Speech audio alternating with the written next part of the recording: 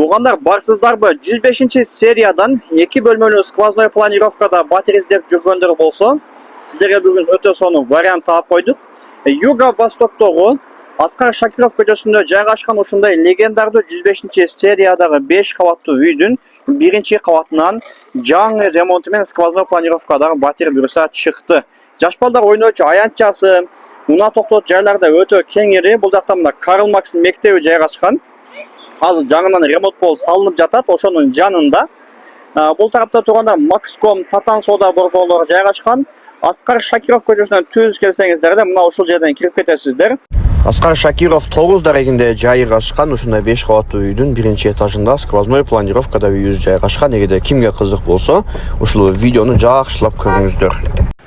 Достор, 1-этаж өтө тынч подъезд. Ушундай чыгып келсеңиздер, ушул эшик болуп калат. Бисмилла деп кирип келе турган болсок, ремонту жаңы жасалган, техпаспорту бар, 105 сериядагы сквозной планировкадагы 2 бөлмөлүү батир экен. Жаңы обойлор чапталып, пластик терезелер коюлган. Ушундай батир кимге кызык болсо, жакшылап көрүп отуруңуздар. Сизге кыскача түшүндүрүп кетейин. Эшиктен бисмилла деп кирип келгенде, кладовка, ажатканасы бул жакта, бул тарапта кухня, газ, отопление бардыгы центральный турганда мектептин жанында болуп калат.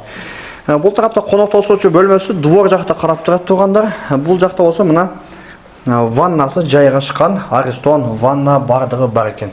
Бул жакта кладовкасы, дагы бир кладовкасы, 2 кладовкасы бар. Бул жакта спальная зона. Мынакей.